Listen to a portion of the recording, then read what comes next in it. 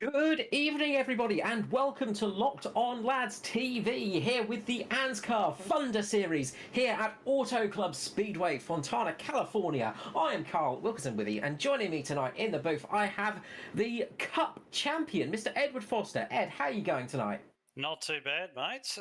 Haven't been on Locked On Lads before. It all looks a little bit different and very purple and blue and black in here. So, yeah, very keen to have a bit of a jump in with you guys and call what's hopefully going to be a really good race tonight. Yeah, looking forward to it. And we've got on cameras and in the background, Mr. Peter Wilkinson. How are you going, Peter? I'm great. I'm not going to ask the question yourself, but I'm really happy to be here with two of the greats of ANZCAR, to be honest. But interested to see what happens with Autoclub tonight. But yes, I'll be in the background pressing buttons and making you guys look pretty. Thank you so much, Peter. Yeah, it's going to be an exciting race. I mean, Autoclub, one of the faster tracks there is. I mean, it holds, of course, the close course speed record from back in the day. Very, very fast track. What are we expecting tonight in these Xfinity cars, Ed? Yeah, well, I mean, it's a little bit weird weather, isn't it? There's a little bit of haze hanging in the air and everything else. So I think, these cars, they're actually quite low aero, as we just see a few of the guys starting to head out for their qualifying now. But, it's going to be a race where drafting's very, very important. Guys are going to have to get that right. We've seen a lot of guys in practice set really quick laps just by being in the draft. So in that way, it's very much like what we would have seen at Daytona, but at the same time, you're going to see more field spread here. There's more tyre wear here. So there's going to be quite a lot of drop-off for the guys as well. So it's a little bit of a hybrid, this one. So we're not going to see exactly what we saw at Daytona, but it's also not exactly an intermediate track either. So, it'll be interesting to see how it works out. Yeah, it should be pretty exciting. And these Xfinity cars, of course, very, very different beasts. And they give us some good racing. And we've seen it here at Auto Club many times. You get that really good racing, side-by-side action, a little bit of the draft in there. But you just got to watch out for that drop-off because that can really affect things. Yeah, you certainly do, and that's one of the skills for these guys as well. I mean, these cars are very, very low aero, so they actually race really well together. There's not a lot of aero wash, which has been an issue with the Cup cars now for a few years. They can race really closely together, but the one thing that you will find is that when you do have low aero cars like this, they really differentiate the good drivers from the guys who are probably a little bit less experienced and so on. You're going to see the best of the best push to the front in a car like this, on a track like this. So expect to see the guys who've really got this car figured out. Hamish Gallagher, of course, he won both championships in this car last year. And I believe he won the first race out at Daytona as well. So I'd be keeping an eye on him tonight, as well as the usual names that you see running up the front. Yeah, that's it. We saw Hamish taking the victory at Daytona, starting off as he means to go on. He's looking to get the season-wide crown this season as well. He's looking at getting all three championships for the Xfinity Series, and you've got to say he's going to be one of the harder drivers to beat. Well, he is a very hard driver to beat. I can tell you from experience, he's a hard driver to beat. We had a bit of a battle, though it did finish very much one-sided in his favour for this championship at the end of last year. And we also had a year-long battle for the Cup Championship between us as well. And, he's one of these guys that he's got... It's very hard to pick a weakness on him. He's good on the road courses. He's good on every type of oval track. And he's just really consistent. Like on a good day, he'll win the race. And even if he has a shocker, he'll usually bring home a top 10. So very, very hard to beat guys like that because they're just such relentless point scorers that they will just snuff out, just suffocate your championship campaign with their consistency. So, that's definitely what he's like to race against. And I'd say anybody who wants to take it to him, they might win the race tonight, but winning the season-long war, going to be very, very hard to beat that man. It's indeed, as we see him crossing the line and jumping up to P2 in qualifying. Hamish Gallagher just behind Andrew Dyson at the moment. Dyson setting a very nice qualifying lap time there down in the 41.2s. 41.232 there for Dyson. Really quick times out there tonight, just undrafted as well. Of course, it is 2 laps out there on your own for qualifying, so no aid from teammates or anything like that. You've got to do it all through your own steam and all through your own work. Of course, it is a fixed setup series as well in the Xfinity cars, and that keeps everything a little bit more on even footing for everybody. Yeah, it certainly does. I mean, there's a couple of schools of thought to that. You know, some people will say, yes, everybody's got exactly the same car, so it's completely even for everybody. But there's also another argument to that where they say it's going to favour the people who can adapt best to a car that might not suit their driving style, because you're forced to adapt in a fixed setup series. You're not able to spend hours and hours and hours testing, because quite often, you know, guys, they have full-time jobs, etc. They haven't got hours to go and test and build a setup and everything else. So they run like this, and it really is a test of adaptability as much as it is a test of driving skill.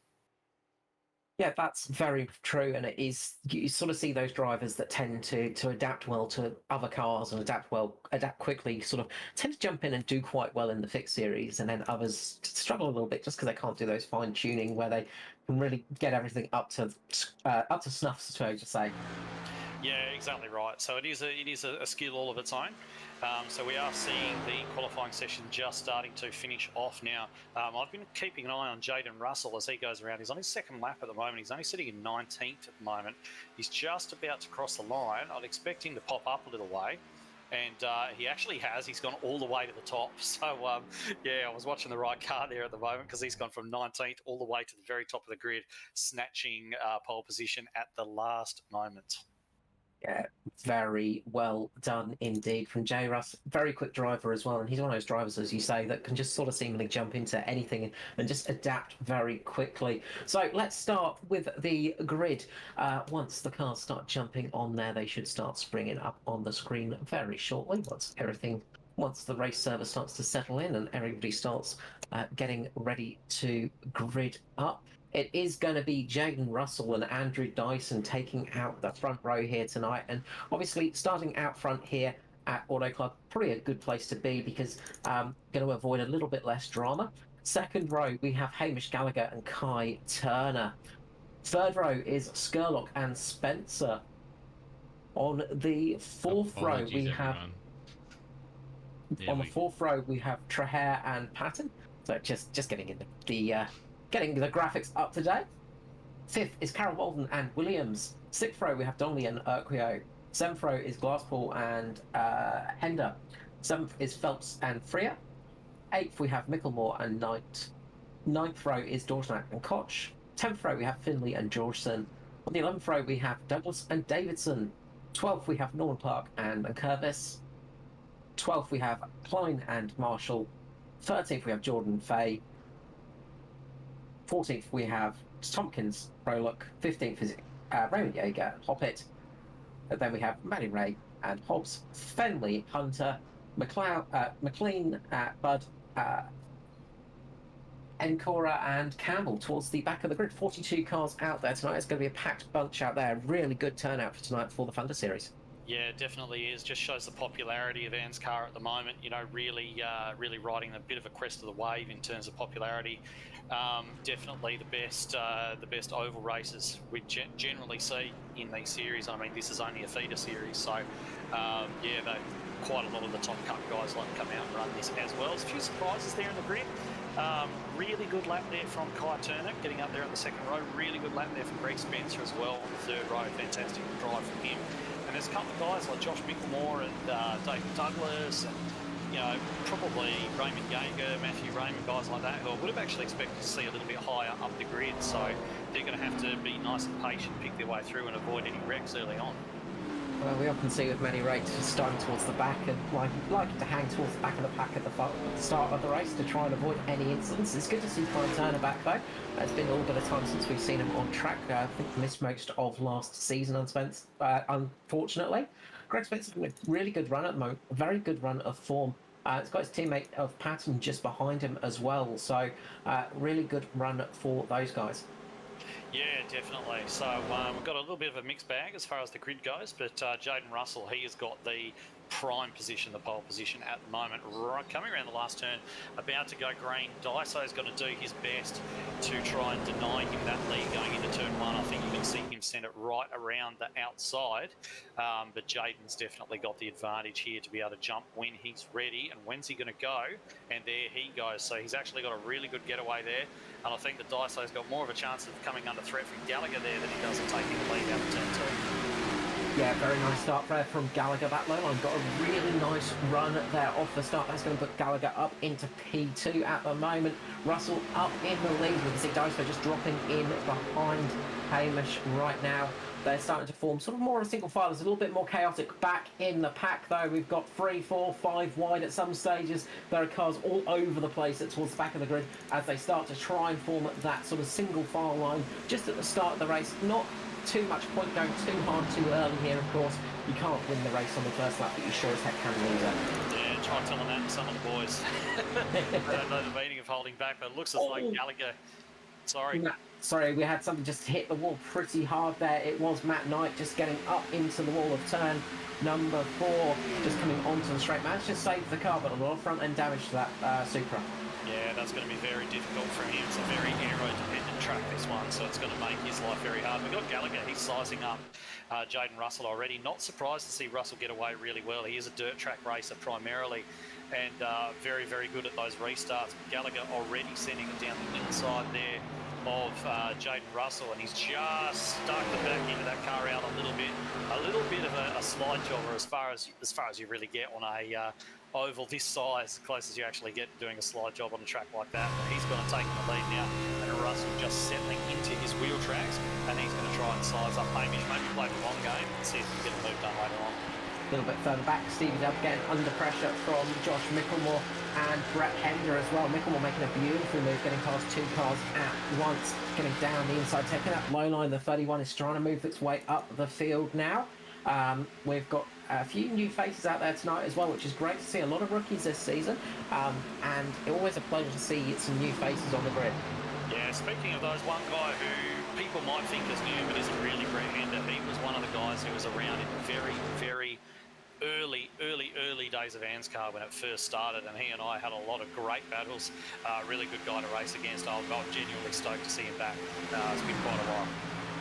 It's always nice to see those returning faces return as well. Up at the front, we've got the battle going on. Kai Turner now getting a really good run on Jonas. He gets a little bit sideways mid-corner, loses the rear end a little bit. That's going to give Kai Turner the run off of turn number 2. It's going to be a drag race, and he's got behind Hamish Gallagher. They get very close to touching as they go to turn 3.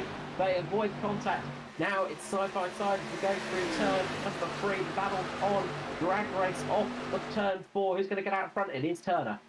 I tell you what, like Kai, I reckon he's got something figured out around this place, because if I think back, my memory's working properly, which I think it's not, but if I think back, I reckon he had a really, really good run in the Cup Series here a couple of years ago. Well, this track, for whatever reason, seems to click with him.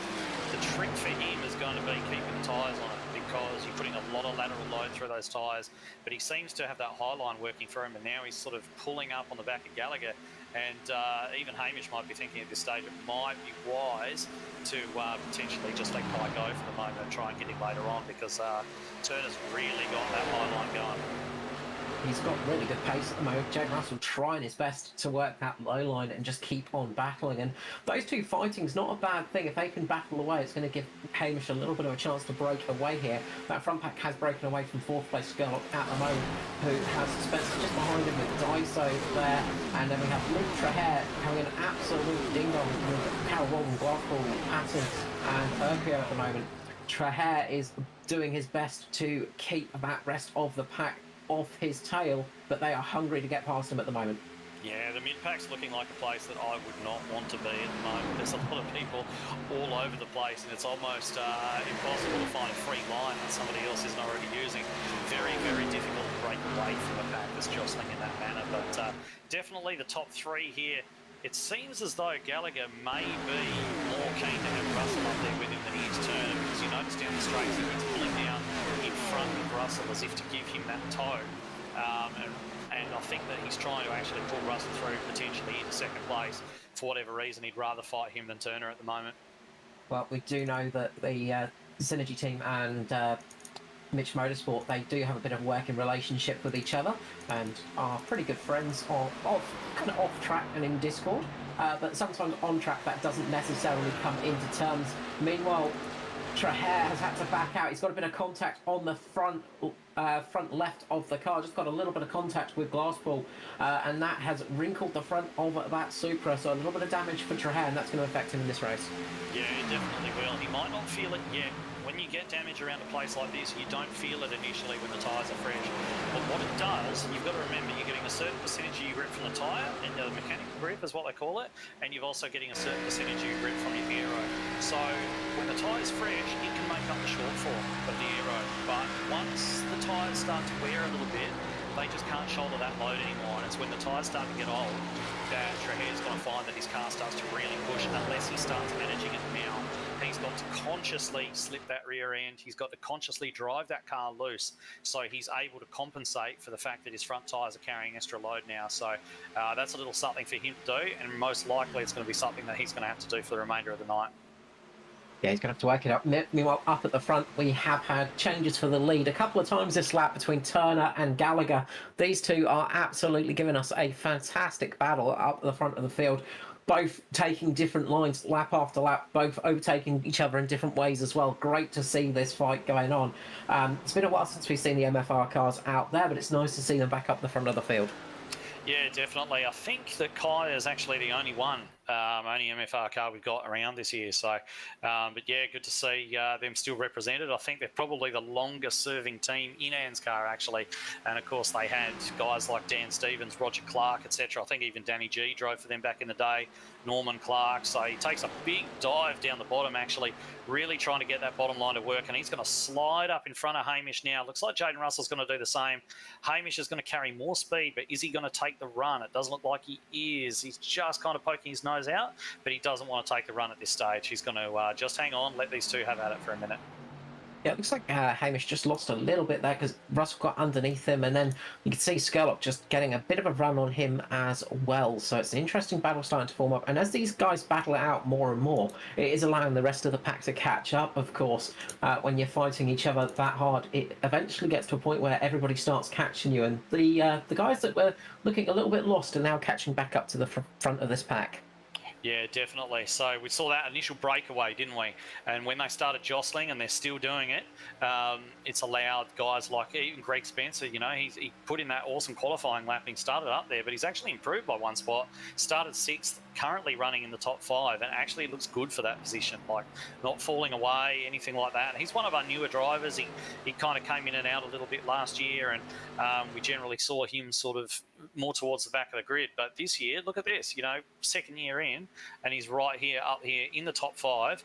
And there's, you know, guys like Gallagher and so on who are really, really fast. And looks like we've got a caution. We've got trouble. We've got a caution. One of the SRM boys has had issues with Jamie Budd. Budd's in it? Yeah, Jamie Budd's in it. It looks as though Nathan Rollock and looks like Nathan Rollock and Jamie Budd just getting into each other. So we'll go back to the replay there. Yeah. Looks like, unfortunately, contact side by side there. So just into each other's doors. So that is a big one. I think Rollock might have had he had a moment going into the corner. So a little bit before we see this incident, Rollock's actually gone up and clipped the front right-hand side of the car and then gone down into Bud, unfortunately.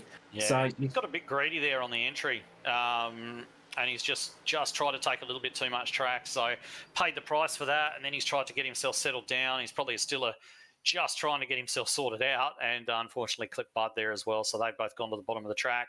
And, yeah, that's going to cost him a little bit of repair time, I think.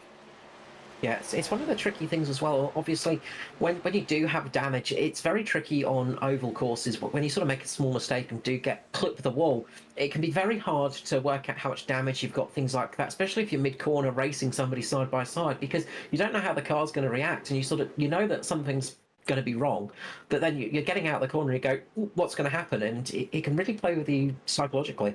And the problem as well is if the caution comes out straight after the accident, which, you know, cautions do, you don't have a chance to actually test the car at speed to see how impaired it is. So the first you know of it, if you decide to take the gamble, not take the repairs, come back out on a green, you could find that your car's absolutely fine, or you could find that's actually a lot worse than you thought. So I'm expecting to see most guys dive to the pits right now. Looks like Russell's going to go, and everybody's going to go with him. So it's going to be a case of, in this hazy weather, trying not to overshoot your pit box, see everything, hit your marks, get the tyres done, get the fuel done, and get back onto the track and hopefully maintain or even improve your position. Yeah, I didn't know iRacing had actually implemented the Californian wildfire weather changes into the system, but obviously they have with this haze around. But do you take tyres here? Yeah, definitely. Yeah, absolutely. You take tyres. They're not going to be able to. Sorry, we've got Ruben Phelps around. So looks like Phelps has had contact with somebody in pit lane. Yeah, okay. The 1, 2, 3 has gone into the back of Phelps. So Hender has gone into the back of Phelps and spun him around, unfortunately. Yeah, that's not ideal, is it? One of the things that can happen in pit lane, I think one of the drivers after the Daytona 500, who's quite new to stock car racing, has basically said, I'm not used to everybody coming into the pit lane all at once like rush hour. So it's definitely something to get used to, and you do sort of figure out after a while how to do it. But certainly when you're new to it, it is an acquired skill, certainly. So now this is interesting. We've actually seen Josh Carroll Walden assume the lead here. With Norman Clark sticking it out there as well. Natari are rolling the dice, Ed. So they stayed out. Now, as the guy who's owning that team, I'm not necessarily confident in that move. I got to say, if I'd been in the car, I would have been coming down in that caution. But they've obviously decided they're gonna. You are running limited tyre sets here, so they are trying to maintain for the race. Keep some sets in reserve, and looks as though we've even got, not sure if ANZCAR is actually up there on position as well, or if he's a lap down. I think he might be a lap down. He's up there on position. He didn't pit. Okay, all right. Well, that's a very interesting top three on old tyres. JCW, who came off that controversy at the end of Daytona 500 the other day, alongside his teammate Norman Clark, all on old tyres. Graham and Cora starting out there, and our first car on fresh tyres is the former leader, Jaden Russell. And I can tell you now, he is going to go absolutely scorching past these three. Hopefully he keeps his head and he doesn't try and get it all done too soon, because that can turn into disaster, seeing as you've got such a performance differentiate between all the cars. But yeah, we'll see what he can do. Yeah, we have seen in the past sometimes these alternate strategies can pay off a little bit. Of course, everybody's going to have to stop again for fuel, so it's not like a final stop situation. They're all going to have to stop again anyway. So possibly trying for a bit of track position here, try and keep out of trouble if there is an early caution on this restart might be a good idea. Yeah, could be. We'll see what happens. Definitely the chances of a caution go up when you've got old tired cars at the front of the grid. So, yeah, we'll see how these guys... I mean, no one's going to want to lose time behind these guys. They're all going to want to pick through as quickly as they can. I mean, it is only lap 15, but there's such a high load through the tyres here that they do definitely take a pounding. But either way, we've got Natari on the front row here. These guys are going to take off together. They'll be in communication, and then it's just a matter of how quickly the likes of Russell, Gallagher, etc. can get past. And just to compliment the team, they are looking very pretty in their new colours for the Xfinity series. But the pace car has gone in. Carroll Walden leads away, gets a good restart there. Actually, really catches Emakora out there. He just gets caught out a little bit, loses a little bit of pace there, and that's given Clark the opportunity to get slotted in front. Darren Fahey, meanwhile, has missed a gear a little bit further down, so he's had a bit of a moment, but no major incidents for this time being. It is Carroll Walden in the lead, so he has managed to pull off as... Oh, Skurlock's gone around. Skurlock has spun mid-corner, manages just to save it, goes into the front, goes into Kai Turner, I think it was. But we have got a wreck now. Yeah. Now comes the wreck. Looks like Stephen Williams, Tim Cornt involved in that as well. And yeah, Skirley's kicked off another one. Yeah, I don't think Tim Cornt's in the race, is he? No, it might have been Trahair. Very similar colours. Yes. So I think possibly Trahair's just avoided it, but there is a second accident behind there. So yeah, Trahair just gets caught in the back, and then that causes that secondary accident to happen. And then we have a huge wreck down the rest of the field. I can see Matty Hunter spinning around the wrong way and going off there. The 08 going through. Nankovich is in it. Kobe Jordan's in it. Looks like Dave Douglas is in it as well. So a lot of cars in that one. And that is precisely what Natari would have wanted there, I think. That's the whole sticking out on those old tyres and taking that punt on that restart. You've avoided that huge accident. Scully finally does a favour. From Trahair's view in the cockpit. So this is from Trahair's eye line here. So we go into the corner, you see they slow down and he just gets tagged by the car behind him. Unfortunately, he almost makes it through, almost survived that. but just gets caught in the rear quarter panel, and then the carnage happens behind there. And you can see cars everywhere. Luckily, a lot of runoff here at Auto Club Fontana, but it's a big accident to happen. Yeah, so this early in the race, it's gonna be a rough break for those guys. Steve Williams and Kobe and Trahere and everyone else who got curled up in that. Dave Douglas, they've got a long night ahead of them now. It's only lap 18. It's a 75 lap race. They're going to have to nurse that damage for a good portion of the race here, and that's going to hurt them. It's absolutely going to hurt them. So, it's a shame for those guys because there were some fast cars caught up in that for sure.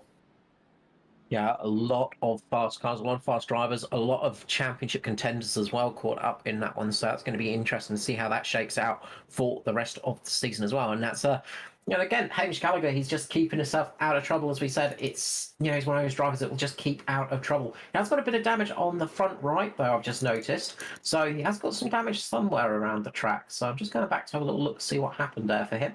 Yeah, maybe something happened to him in the pit lane or something like that. Not sure, but I can't really get a very good view of it myself to see that. But anyway, it looks as though none of the leaders have come down this time. So the guys who changed tyres, obviously you wouldn't expect them to. But Carol Walden and Clark out there in the front, I thought they may have taken the opportunity to get a bit of a tyre advantage on everybody else who pitted before. But it's only, a lap or so. So it's really, if they're committing to that staying out, it probably wouldn't make a whole lot of sense to come down now. Yeah, odd one for Gallagher actually. Got damage from, looks like possible slight net code as he was pitting in with Kai Turner. It just sort of made contact with him. No damage on Turner's car, but just a little bit of damage to Gallagher's. And again, you just don't want that little bit of aero damage around here. It's not a huge amount of damage. It's not sort of race ending, but every little bit counts. Yeah, so just taking a bit of a look at the way that the pit stops shook out there, we've seen a few movers. Josh Micklemore's made his way from 17th place on the grid all the way up to P6, and I think a bit of that was done in the pits as well. Glasspool, he's running pretty solidly there inside the top 10. Greg Spencer has fallen down a little way. He's in 9th. And Kai Turner, who was right up there in the lead of the race at one point, is down in 10th now. So there has been a little bit of a shuffle. Raymond Yeager started 33rd and he is in P12. And there's quite a few other movers, and probably our biggest loser at the moment is Skirley. He's started in 5th and he's lost 20 positions. So it doesn't look as though he had too much damage on that car, though. It looks as though he got, made that little error and managed to actually get away with it. So I'd imagine he's going to start to come through as well as he recovers from that. But we're too wide. We're about to take the green again. So all our predictions could be completely right. They could be completely wrong. Yeah, now those cars on those slightly older tyres have to do it all over again. Of course, the other drivers will have lost a little bit of freshness in there. Now we're out there for 5 laps rather than the almost 18 laps of JCW, Carol Walden and Norman Clark. But they get that restart again. If they can get it working like they did last time, they will be very happy with that. But it is all about getting that start process in the right order, of course. And I heard a few people over the radio just missed a gear and little things like that. Of course, very easy to do on a restart in one of these cars. Yeah, it is. You've got to, it's one of the things that you pick up. It just becomes muscle memory after a while. But most of the experienced guys won't do that. But certainly for someone who's brand new, it's an easy thing to do when you used to, say, a V8 supercar gearbox or something, as Carol Walden gets away. And Norman not away that well this time either. It looks as though Russell might get a sniff down inside of him into turn 1. Very nice start from Walden, though. He really got away nicely and just pulls up there to help Clark. Just gets up there in that high line just to help his teammate there. Russell sitting in just behind now.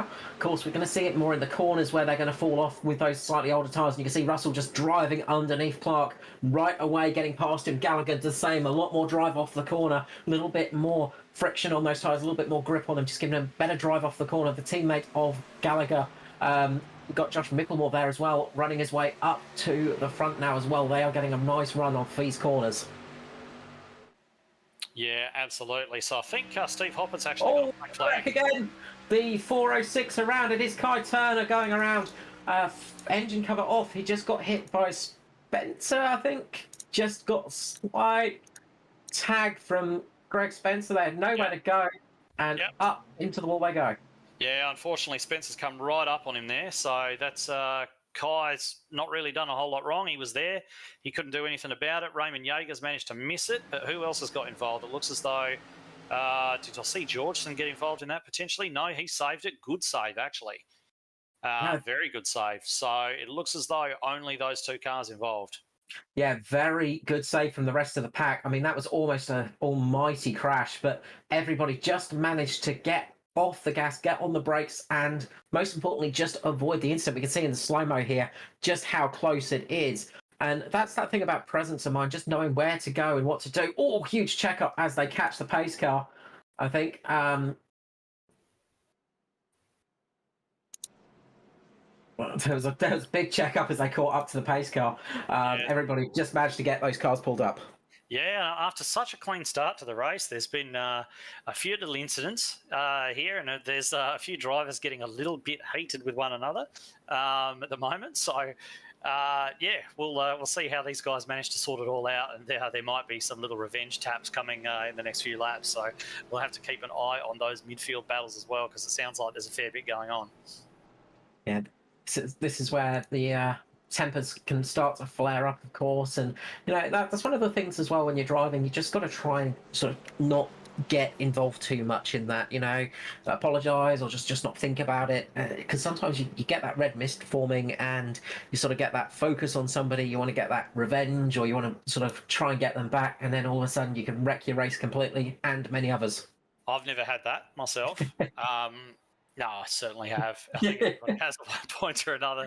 But yeah, certainly it's. I can think of about 15 off the top of my head that you probably have, but yeah, potentially, but always with good reason. Always justified. Always good reason. And the first thing to know is that I'm never at fault. So that's certainly the way that we run things around here. But no, anyway. Quick recap of where we're sat at the moment. So Russell, Gallagher and Mickelmore managed to clear Norman Clark in that very short green flag run that we had. JCW still sat up there in the lead. I imagine if we do get a decent amount of laps in to allow those tyres to start to heat up, he is going to come under serious siege from the guys behind. But yeah, we're just going to have to wait and see what happens. And the thing is with cautions as well, when you get a few of these short runs, it actually starts to get into the drivers' heads that they have to quickly make moves before the next yellow flag comes out. And that in itself, it's like a self-fulfilling prophecy. All of a sudden, these guys are expecting another caution, so they race real hard to get the positions while they can, and what happens? It creates another caution. So you see it all the time in official races, iRacing official races. They're pretty terrible for it, to be honest. In the leagues here, where things are a little bit cleaner, and after a nice clean start to the race, we've wound up with a little glut of cautions here. But let's hope anyway that we'll rack and stack and go again, and we can actually see some of these guys do what they do best and put their skills on show for a few laps.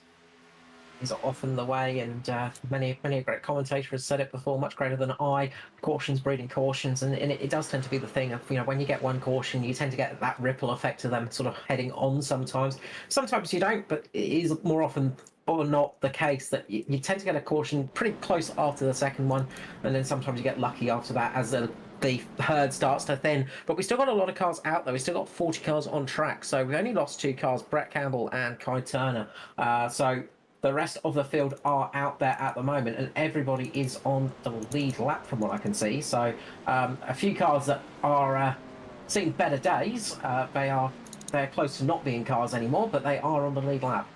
Yeah, so cool heads now, boys. Everybody just needs to settle down, take a deep breath, get ready to go again. Find themselves some real estate to work in.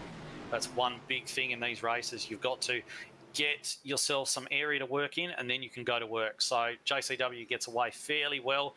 It looks as though Gallagher's also followed him quite well. Russell hasn't had the best starts from the outside there. So you probably see Gallagher take a look to the inside. His tyres are still reasonably fresh. He should be able to pull it off. Of course, it gets a little bit harder to turn tighter when your tyres go off. But we've got Mickelmore right around the outside as well, maintaining that speed, winding the motor up, keeping the momentum on, getting very close to the wall there, actually. Looks like he's going to have to just lift there and slot in behind his teammate. And we've got Russell having a go at the old tired Josh Carroll-Walden, of course. There, I'm not talking about him. I'm talking about his tyres on the car. A little bit older than guys around him. It looks as though Russell is going to potentially get that done. I'd expect to see Gallagher drop down, which he does, to give Russell a bit of a hand to clear, because I imagine he's going to want to be the next guy to clear Carroll-Walden there. Yeah, I think the tyres are actually older than JCW himself now.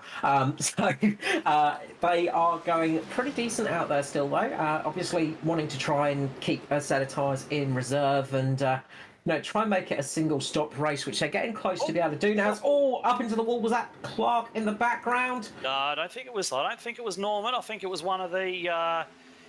I think it was the 90. I think it was Nigel Payton. Yeah, it was Patton and Gaspol. Gaspol just getting into the side of Patton, going up into the wall, and Norman just having to lift off a little bit there, just gets underneath him, and then you see a glut of cars getting through there. So that was a very big moment. Yeah, they did well to actually clean that up and not have any further incident there. Yes, and just quickly while we've got the rest going on, just want to give a shout out to Scotty Griffiths as well. Hope he's recovering well. Bit of an accident at Daytona. Ended up breaking his finger, unfortunately. It kind of makes it sound a lot more hardcore when somebody actually gets injured in one of our races. So there's kind of that, I can go around saying, yeah, it's dangerous. A guy broke his finger in the race the other day, but no, definitely, Scotty. Hope you're watching, and I hope that little digit heals itself up nice and quick, and we can see you back for a few more races yet. So yeah, all the best. I imagine the old WWE ads of the "Don't try this at home," it is dangerous. Watch out when you're sim racing. I'd love to say these guys are trained professionals, but yeah, no. All right, so we've got Jaden Russell as predicted. He's actually managed to get his way through to the lead, and he's sitting quite well there up front. Hamish Gallagher, reigning champ, of course, as we did mention, sitting there in P2, about 4 tenths behind him. Josh Mickelmore all the way up to third, gained a ton of spots there. And JCW is doing all right on those old tyres, still sitting in fairly close behind Mickelmore. He's got Glasspool sort of ranging up behind him now as well. So, yeah, he's doing all right to keep those tyres alive. But I think when the next caution comes out, we're definitely going to see him drop down. He's really going to start to struggle more as this stint goes on. He is, and just looking through the field, Rem Jaeger having a flyer on a race. He's had a fantastic start to the year so far in the Pinnacle Esports Racing entry. Jaeger returning to the series, had a bit of a break, but he is up there in 6th position and started in 33rd, so 27 spots gained in the race so far. Really nice run. Noddy Tompkins as well, having a really good run out there, 20 positions gained so far. He is ahead of quite a few fast cars, having a really good run in the SRM car. Yeah, definitely. And Tom Freer as well, sitting there in P7. He's doing a great job. He's kind of returned for this year. He did a few truck races, I think, way back in the day, but we didn't get to see too much of him. But he was always quite quick even then. So he's actually made a bit of a comeback now, running there solidly inside the top 10. In ANZCAR's second tier here, so that's fantastic work from him. We are seeing a few guys move up to that high line now, aren't we? So we've got most of the leaders running down there at the bottom, but we've got Raymond Jaeger, he's trying out the top line. I think Tom Freer as well, giving that a go. So, contact as Luke Georgeson gets spun. Huge impact for Georgeson in the 2.74, just goes down. I think he thought he was clear of Tompkins and goes down, unfortunately, and turns himself around on the front of that car. A little bit of a mistake there creeping in, and that is pretty much night done for Georgeson. Yeah, that's unfortunate. He was having a good run, but he wasn't clear. It's simple as that. Yeah, it's one of those things, unfortunately, sometimes, the spotter might say, oh, we've got another car around, it is the 41 of Daiso, he saves it mid-corner. The drifting skills of Andrew Dyson coming into full effect there. That was almost a huge wreck, and he just saves it mid-corner, just in front. That was seriously impressive. I think he just caught Tompkins in the front, saves it, and wow. He's caught a bit of a knock there, and we know that Daiso's all right in a slide. He does a little bit of it in his celebrations as well, kicking it sideways and all the rest of it. All those skills coming to bear there, certainly, because he was well out of shape. He was almost at 90 degrees there and managed to bring it back, so that was pretty cool. Yeah, look, Dyson's one of those drivers that has just got amazing feel for the car. He's got great car control, and just showing it there, that was, I think that's the save of the night so far, and there's been a few saves tonight, so that is definitely up there. A bit of damage to his car, though, but we've seen that hasn't stopped him in the past, of course. Yeah, definitely not. No, he won the Daytona 500 just the other day with only about a third of his car left.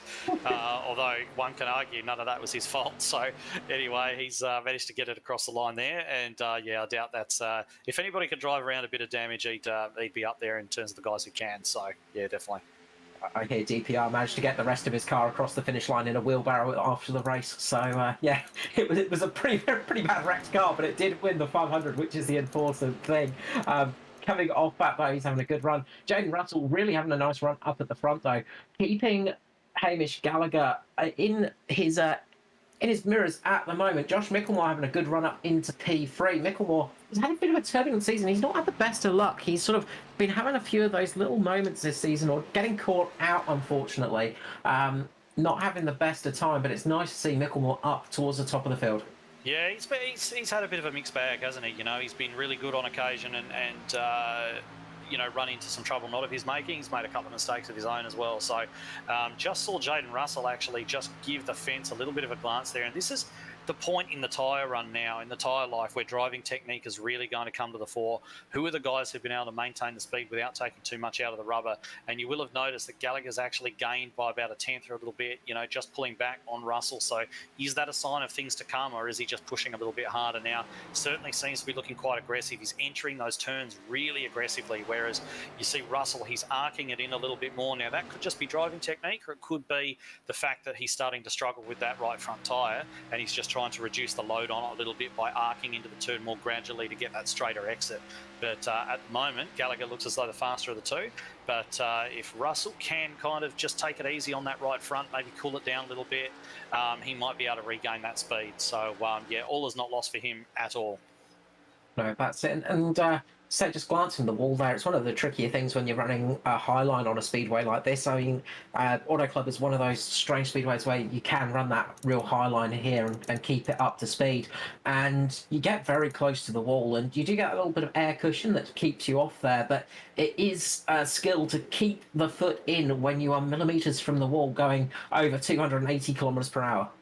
Yeah, it certainly is. And when you run the high line, sometimes you actually feel, you know, you have to actually back off quite early to make sure that you can get that initial turn in. But then you kind of power around and power out. So at first, when you're running that high line, it can actually feel as though you're running really slow. You're thinking this is not going to work. And then everything that you've lost by taking the wider radius, you gain it all down by keeping the motor wound up around the outside, nice gentle radius corner. And some tracks you can just come slingshotting onto the back straight like an absolute bandit. So yeah, it's a fun thing to do. I like running the high line at the tracks that allow me to do it. Certainly prefer to be up high than down low. That's myself, but not everyone's the same. I'm very much not a fan of highline racing. I'm terrified of it personally, and rather stick to the low line. It's that thing of making an apex of a corner. I feel safer down there. But we are getting to that point now where you can start to make a stop and make it home on fuel. So interesting to see how this is going to go. Yeah, definitely. So we've seen Micklemore make some great strides up onto the back of his teammate there as well. So we've got Russell, Gallagher, Micklemore in a little bit of a breakaway there, running a couple of seconds ahead of Raymond Yeager, who's made his way all the way up into fourth, believe it or not. Fantastic night from him. But yeah, definitely we've got these top three running. And one of the things that a lot of the guys will try and do, because of the power of the undercut on the tyres, is that they will try and pit early enough to, they'll pit as early as they can and still get themselves home. In this situation, in this race, I doubt these guys are going to actually do that. You might see somebody sort of back into the top 10, maybe try it. Maybe somebody like JCW likes to think out of the box a little bit on his strategy. He might give it a go. You might see him come down the pit road. I think these guys who are up the front at the moment are quite happy with where they are. And I think the fact that there's been a few cautions, we have still got quite a lot of cars out there. I think that these guys will actually hang in and wait for the next caution. So if we get another one, that's going to work out great for them. But if we don't, the race could belong to somebody coming down the pit lane sort of in the next few laps. Yeah, still 39 cars out there at the moment. Mr. Hoppet is the final car, 4 laps down. Unfortunately, Hoppet getting involved in a bit of an incident and getting a black flag, so having to take a penalty. But he is at the back. Still running though, just on board with Mr. Dave Douglas, of course, of the Casting Couch fame. He has got a big battle pack in front of him, getting a great view of the fights going on. In front of him, Ruben Phelps there, Norman Clark with him. We've got Fihey in there. It is just absolute melee from his view. I'd rather him than me. I do not like. There's nothing worse than being quite quick, and as Dave is, and end up fighting. He's sort of in 22nd place, and he's got cars all over the place. You know, you want to use the speed that you've got, but you just you can't. You don't know what everyone's going to do, and you've got guys who are changing lines multiple times in a turn, and it can be really, really hard to read. So, rather him than me on that one. Bit of a move for position at the moment. Glasspool on Jaeger. So we've got James Glasspool in the DPR entry, making a bit of move, working his way up the field to P4 now as he moves up to position. Norman Clark coming into pit lane, but we've got a caution. So that is who is actually out on track. Nigel Patton is facing the wrong way. Just as we swapped cameras, he just started spinning. I caught it in the last second. Yeah, into Dave Douglas. So I reckon he's got caught with a 97 prior to that. He got caught with Darren Fay. There it is. Yeah. And then Dave Douglas has kind of locked up, gone into him. A couple of others gone into him there. So a few cars involved. Dave, what was I saying? Just wrong place, wrong time there. And unfortunate there for Peyton because he's kind of running up the top there as he would do and has done. But it looks as though he's not. At least from the view that I can see, it looks as though he may have actually come down. So. Yeah, a bit of an unfortunate one there. I'll tell you who this worked out very well for is Norman Clark, I think, because he just entered pit lane before the caution, I think. So he was getting his service done as that caution flag flew, and I don't think he went a lap down. So he is he's sitting in a very nice spot at the moment. Yeah, he actually is. So, he's got a bit of damage on that car, and he should be, unless he had to stop at the end of the pit lane or something like that, he should be the leader when this all shakes out. So we'll just have to see what happens, see where he lines up. But it looks like he's staying out. Everybody else pouring down the pit lane at the moment, and indeed Norman staying out there on track. So I think we're going to see Norman Clark on quite fresh tyres inherit the lead here as all the leaders come down pit road. Yeah, I was just about to say, right before that caution happened, he was just pitting, and then the yellow came out just as those words were about to escape my lips. And that's sort of, if a caution's going to come out, that's kind of when you want it to happen. Oh, it's the perfect scenario, and it never happens. So Norman has got to really take advantage of this now. This kind of good fortune doesn't happen that often, but he's going to be up there on good tyres, and he's quite a gentleman, Norman. He doesn't like to hold anyone up or anything like that. But he's going to get stuck in now and defend that lead. He's got there. It's been a little bit of a gift, but you have so much bad luck in racing, so take some of the good luck, hold on to that lead, defend for all you're worth, and see what you're able to come out with. Did you teach Hamish Gallagher that pit exit, lighting the rears up? Me? Yeah. Is that where he got that one from? I'm not. Oh, I must have missed that one. I'm not exactly sure what you mean. But, he put the foot down a little too hard, and the tail end and coming out of pit lane, the pit box put him sideways. At least he didn't do a kneel and rotate it on the exit pit lane. Maybe if you do that, that's the key to coming home second, I think, potentially. So could be a good result on the cards for him either way. But definitely he's going to be out there now. Seems to really have only kept his position. There's a few cars out there ahead of him, but are they laps down, or are those guys who decide to gamble and stay out? We're just going to have a look at the looks. Are these guys lap down cars in front? I reckon they're lap down, but unfortunately Norman was just in the wrong place. He was just gone a lap down, so he is in that pack in front of the leader. So he's going to get back on the lead lap. It's Norman Clark. Sounds more like Norman. Yeah, that sounds more like the luck we expect. So that's.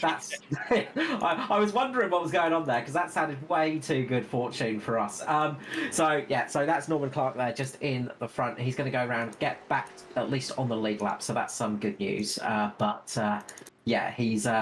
right at the back of that pack now.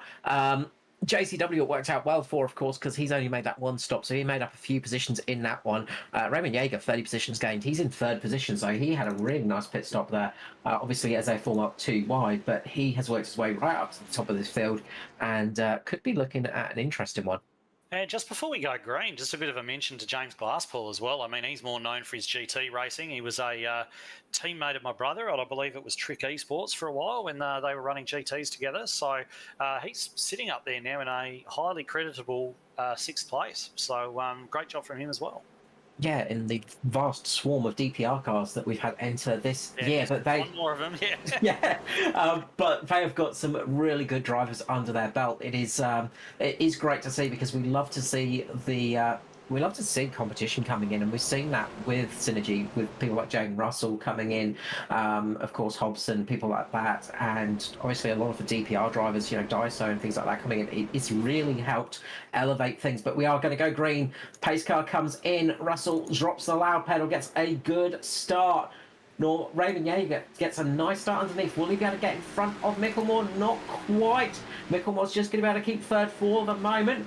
Chico Walton is in fourth. Yeah. Oh, Looks as though they've just got themselves all sorted out there at the front. Might be a bit of action going on at the back.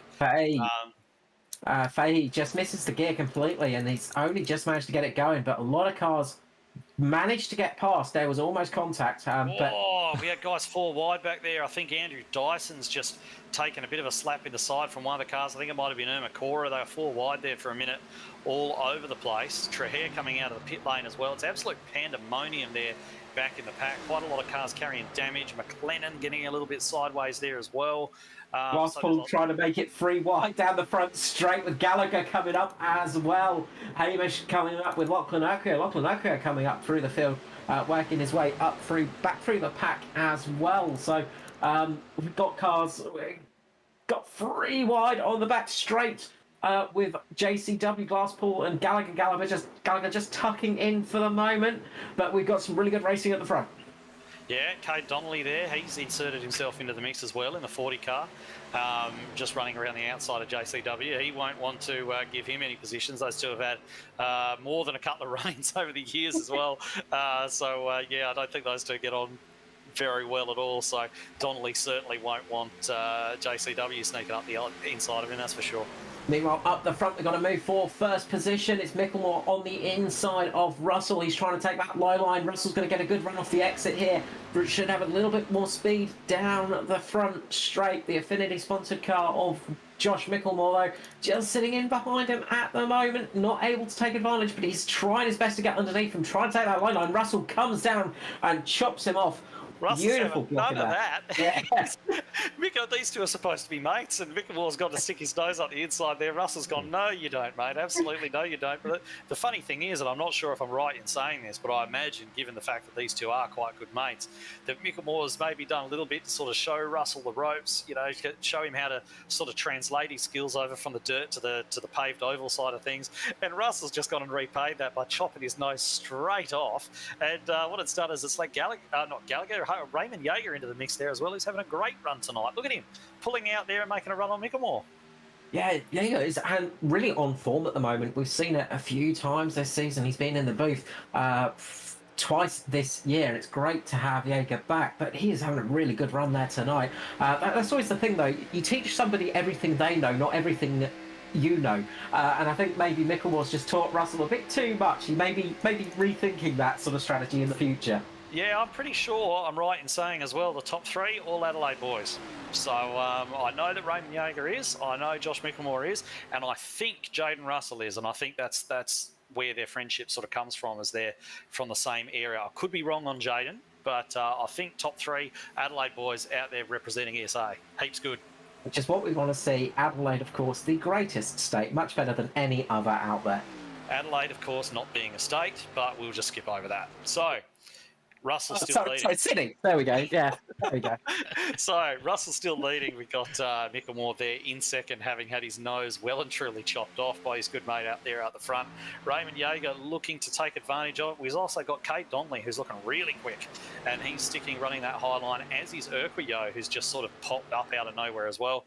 And Gallagher has lost a few spots there. He's going to be looking to try and make that back, but he's got no drafting help down there at the bottom at all, and he's going to have to slot back up. You really do need a little bit of drafting help to make a move, especially down the straights here, and he goes firing it in. He's so aggressive on the turn in.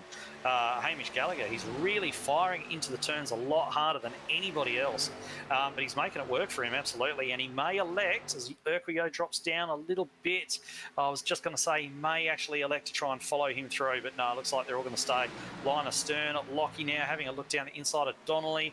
Donnelly's keeping to that high line there with Jaeger, and maybe he's going to get this done, maybe not. I imagine they're probably going to wind up side by side. Jaeger's taken a bit of a performance hit there around the outside, and he's chopped the nose off Cade, and Cade's done the old crisscross, and now he's going to send it, and he can be really aggressive under brakes, take it from me, and he's going to send it right back up under the inside of Lockie, and we've got the 40 and the 42. These guys are probably going to trade a little bit of paint in a second, but all's fair. Oh, look, there's one thing about Sim Boys. We know that they can be aggressive on the track. Cade Donnelly, definitely one of those drivers that has the aggression turned up, but always fun to have a race against. Up in front, Russell and Mickmore still fighting, but it is this battle a little bit further back that we are keeping our eyes peeled for. Gallagher, once again, trying to make that move on the low line. The high line seems to be... Jaeger in the fence. Jaeger's run the wall there, and he's just tried his luck one too many times. He's wiped off all his momentum. Car doesn't look too badly damaged, but that has cost him a number of spots. Yeah, that momentum drop is huge, and it's just dropped him right down the pecking order. And you can just see how quickly it goes from going well to going poorly.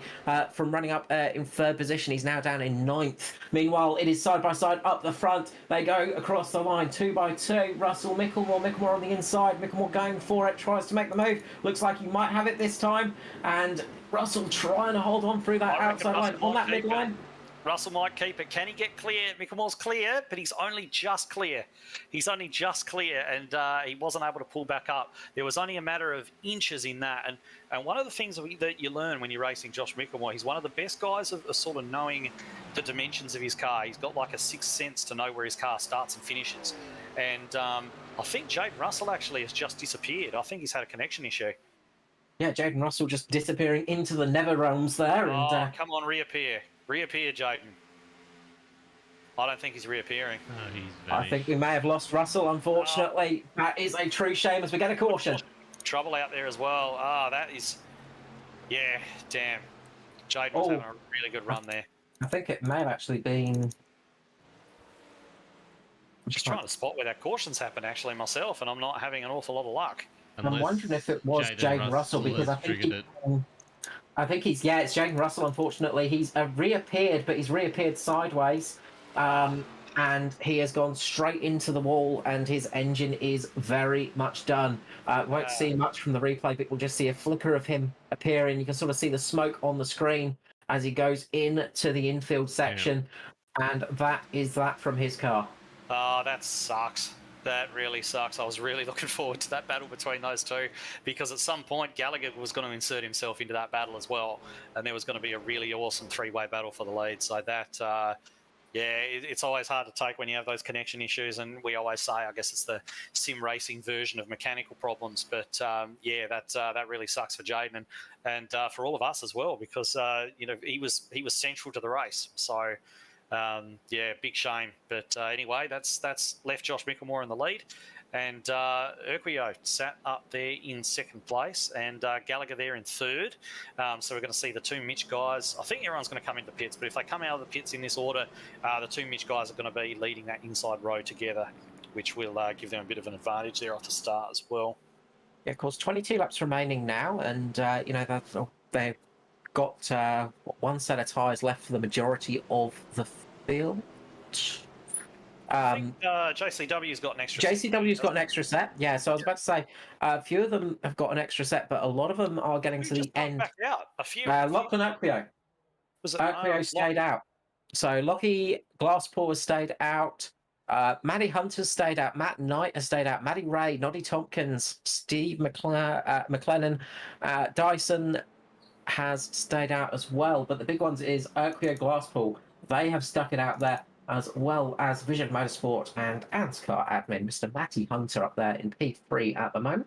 Right, so that's actually really interesting, because I was expecting, you can forget what I was saying earlier on about the Mitch cars leading the inside row, because now it's actually going to be Aquijo and Hunter that's going to be leading that inside lane. So Glasspool making his first front row getaway as well. It's the hardest place to start, where he's going to be starting outside of the front row. You're at a disadvantage starting out there. It's a very, very difficult thing to get right, to even just make yourself competitive, let alone gain any spots. So we've got a really good split strategy here, which is, about half the field's gone one way, half the field's gone the other way. So that's it's going to make for a fascinating end. Yeah, so about 10 cars have stayed out on track, so that's going to make things interesting now. Because that means there's more cars to get through. And we saw with JCW after he had about 13 laps on those tyres in that first run when everybody came into the pit lane, he managed to keep that car in about P4, so he didn't lose too much speed. So obviously those tyres aren't too bad in that respect. So they're looking good there. I'm just looking through pit stops, and it looks like Matty Hunter, Matty Ray have both come in for 3 stops during this race. So they may have taken all of their tyres already. I probably imagine it was just fuel top ups to those two, but the rest of the field very much running low on extra tyres. So expect if we see a caution with 10 to go, they'll probably stay out for track position. But if the tyres do make a big advantage, they might pop in and slap a new pair on. It just gives them a little bit more options for the later stages of this race. I like the ambition of these guys which have decided to make this call and stay out in this instance, because we are sort of coming into sort of the last third of the race now as well. And both these guys who are out there leading the front, I mean, like Hunter and Knight were sort of down a little bit further. They had nothing to lose. They've just decided to roll the dice and see what happens. But Urquijo and Glasspool were in really good positions, and they've decided to risk that for the potential of a victory. And I like that. I like the fact that they've gone for that high risk option. Makes it a lot more entertaining for us to see somebody roll the dice like that. They could have easily cruised home to an easy, nice top 5, but they haven't done that. They're going for the win. I like the ambition, so good job there, guys. And bring it home, make a fight of it. I'm just looking back to the front of the field that pitted, and it is just an absolute Simboys swarm at the moment. They just took right side tyres, so they didn't take all 4. But we got Donnelly, Finley, and Davidson up there. So all 3 of the Simboy cars there have got a little pack formed. So we've got 3 different strategies out there. So that's really interesting. Now, one of the things that can happen when you quickly stick just outside tyres on is it can make the car really loose for the first few laps. But given the fact they've been under caution, all the tyres will have cooled down. I don't think it's going to be that bad for them. So it might work. But anyway, Urquijo drops the hammer. Glasspool has very nearly done a lane change there, but it looks like he's going to save it. And yeah, he's caught out there. Knight giving him a little hello on the rear bumper, and Urquijo has really done a good job there, Lockie. He's taking it into turn 1, and he's got sort of 6 car lengths on the whole field at the moment. Yeah, nice start there from Urquijo. And he's hit the wall. Lockie's gone straight up into the wall, so that's not going to help him. That's taken away every good thing that we were saying about Lockie. That is really unfortunate, and that's one of the things on those older tyres that can just catch you out. Obviously, they've just got to get back up to temperature and just catch you out a little bit. Still in with a shout, though. We've got quite a few cars with damage, but this has given Glasspool a really nice run on him. Glasspool sitting right behind him. Matt Knight as well. We saw Knight have a good run in the 500. Can he repeat it tonight and have in the Cup Series? But can Matt Knight get up there tonight and have a good run in the Xfinity Series? Yeah, potentially. We've got Matt Hunter. He's sort of running that high line at the moment. He's running much higher than everybody else. Glasspool, he's swarming all over the back of Lockie now, trying to get a little bit of a run through. I think Kate Donnelly's dropped. Is that Kate Donnelly who's right down there on the apron, I think? No, it wasn't Kate. It was Mickmore, I think. No, I don't think it was Micklemore. Could have been. Anyway, doesn't matter. He looks like he's rejoined now anyway.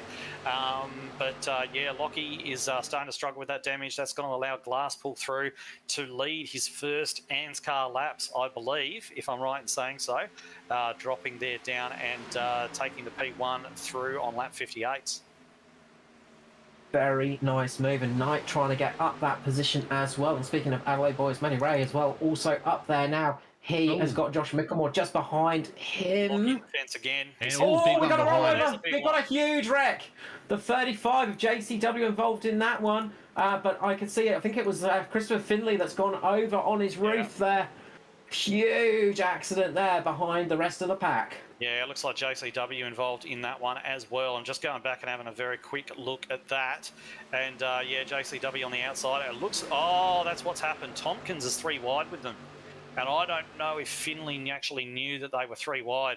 Tompkins is on the outside, and he's just gone down inside of JCW, who's bounced into Finley. Finley's gone over, and everybody else straight to the scene of the accident. Looks as though JCW, getting caught up in that. Finley involved, Davidson involved. whole bunch of guys involved in that. A few guys doing really well. But, yeah, for me, that's a mistake by Tompkins, unfortunately. Yeah, look, that was a big accident there. And I think 23 of Jaeger as well. Jaeger's absolutely out of this race now as well. Unfortunately, his luck has not continued. Nowhere to go. It's just gone into the side of JCW.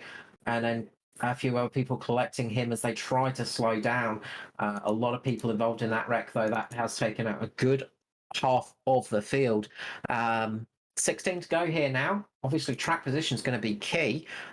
Josh Micklemore is looking good, though. He's the top of those cars that stopped for tyres. Then it's Cade Donnelly, the next car that has got fresh tyres, in 7th, with Hamish Gallagher in 9th at the moment. But we've got Matt Knight coming in and Matty Ray. So we've got those guys coming in for fresh tyres. So a few people rolling the dice.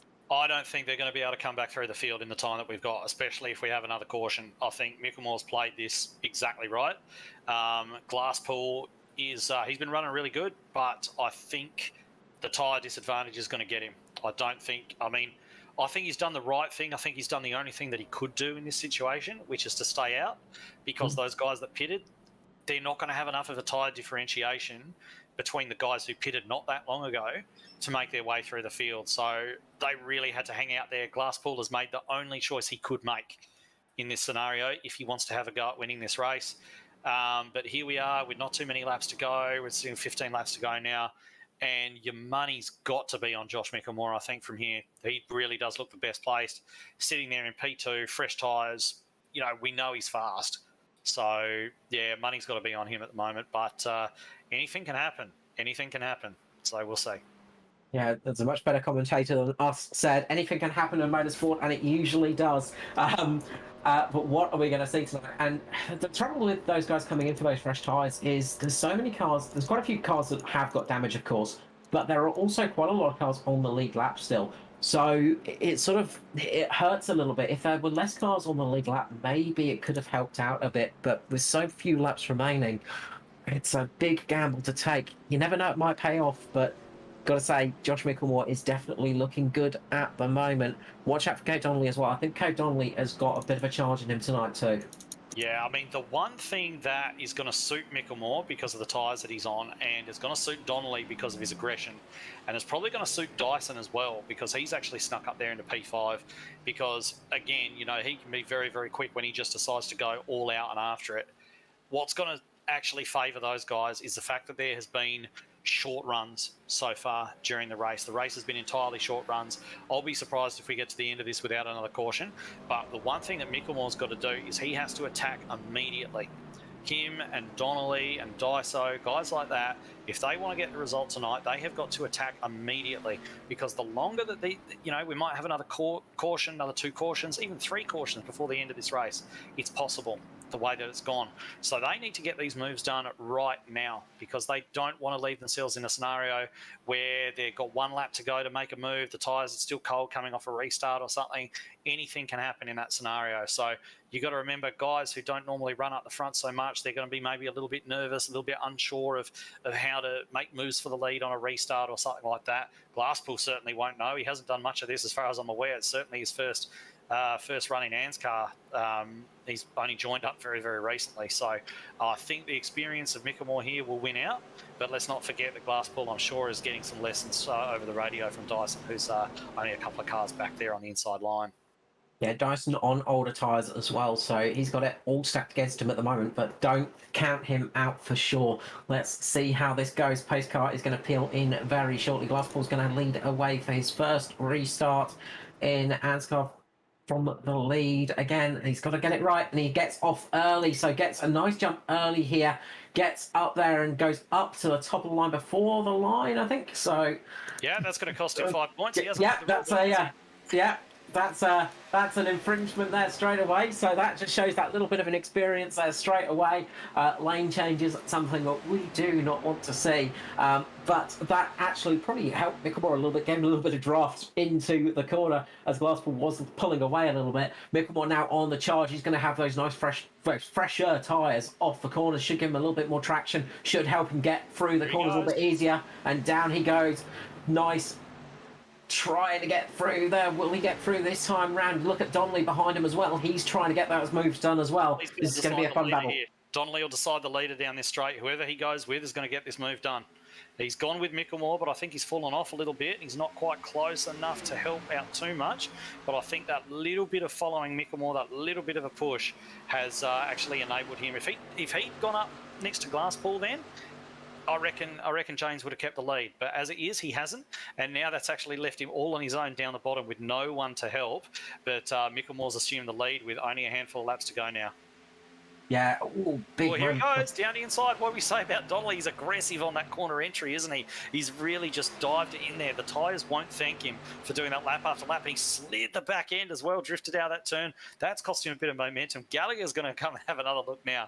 So, it's all pretty crazy there at the back, but we know how aggressive Kate is, and that's sending it down the inside on the entry of the corner. That super aggressive entry is just Kate Donnelly to a T. He really does that a lot. You see him do it again there, but I don't think that's going to help him in the long run, but of course we haven't got very long to go. No, only 11 laps left in this race. It's absolute chaos down the back of the field. I'm just watching, just looking at Dave Douglas, who's just dropped about 10 positions in the space of like a corner. Gallagher to second. He's made the move on Glasspool as well, and now he's coming under pressure from Donnelly. Sorry to cut you off. No, that's all right. Glasspool in the fence. Glasspool's just dragged the fence as well. So all turning from Champagne to, well, something else that starts with SH for Glasspool at the moment, just dropping a few positions. But he'll do well to keep in the top 5 here, I think. But I think if you can get a top 10 finish in debut, that is a decent one. But it doesn't. It still stings if you've been leading the race with 10 or so laps to go.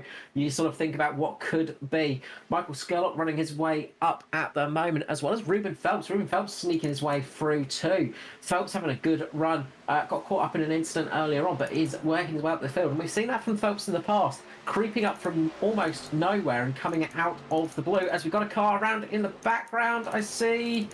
Oh, it is Knight. Knight having a big moment, going across the infield, goes up, goes down, goes around, and we're going to get a caution out. We are, yeah. There's that caution there. So what did we say? We said Micklemore had to make that move really, really quickly. He did that, and now that caution has come out. It's going to solidify him there. All that pushing that he did, all that really aggressive driving that Micklemore and Gallagher did, they're going to have a chance to recover from that now, because the tyres are going to cool back down. A lot of it, people think it's tyre wear. It's not. It's tyre heat as much as it is wear. So a lot of that heat that those guys were building up is going to be able to cool down, cool the tyres, and we're going to be in for an absolute cracker of a finish if the guys behind can behave themselves and stay green. Yeah, it looks like they just gone into the back of Knight, and Knight just did very well not to really have a much bigger wreck than he had there. Tried to hold it, but it is very tricky to do when you're sliding all over the place like that. Really good reactions from the drivers behind him not to crash into him though. Yeah, it was good avoidance from everybody. And that's what happens when you see a car spin like that. The natural instinct, I guess, is amongst especially the newer guys, is to hammer it and make sure you get through and get that position. But you've got to remember that if there's a car spinning down the middle of the track, caution's about to come out. So what you want to do is back it down a little bit and just give yourself time to react, because when you're flat out, the car can't make these rapid direction changes when it's going as fast as it can. You've got to slow it down, give the tyres a little bit more grip to work with, a little bit more turning ability, and you can actually weave your way through. I mean, these cars are not nimble at the best of times. They're not great at changes of direction. So you've really got to start reacting to stuff even before it happens. And if you can slow up a little bit and not get run over from behind, you give yourself the best chance to do that. And that's what we saw from a lot of those guys back there, avoiding that accident. Yeah, they're a bit weighty as well. It's almost like when you get a high side on a motorcycle. There's not much you can do. The pendulum effect kicks in, and you're just holding on for dear life at the end of it. But good saving there. This is going to help people like Micklemore and Gallagher out a little bit. They're going to have the front row now. What can Kay Donnelly do here on that restart? Somebody like Micklemore as well. We've got there Ruben Phelps. This has been a godsend for Glasspool as well. It's going to help him out. Matt Hunter having a good run up there in 7th at the moment as well. 31 positions gained so far. He's on those slightly older tyres, but a lot of those drivers around him with just so many mixed strategies at the moment too. Remember, Donnelly is only on fresher tyres for those outside ones. Those inside ones are a bit older. Meanwhile, the guys up the front have 4 fresh tyres on them. Yeah, definitely. And I shudder to think of anybody who drives one of these cars and also rides a motorbike listening to you compare the two. But definitely, I want to see what Donnelly does from here. That's what's actually going to interest me, because you got the two Mitch cars on the front row, okay, and they're going to communicate with one another to synchronise that restart to minimise the amount of disadvantage that Gallagher has starting there on the outside. So they're definitely going to do that. However, Gallagher is still on the non-preferred line as the cars are coming up to speed. You really only get the real benefit of running the high line when you're already at racing speed.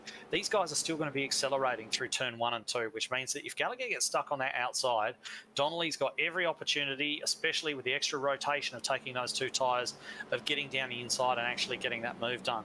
And then, of course, he's only got one car in front of him, hasn't he, with a couple of laps to go. Is he going to do one of those full sends down into the turn and try and get the win? Like, why wouldn't you try to do that? So I'm interested to see what he's going to do. I'm interested to see how the Mitch guys are going to play this.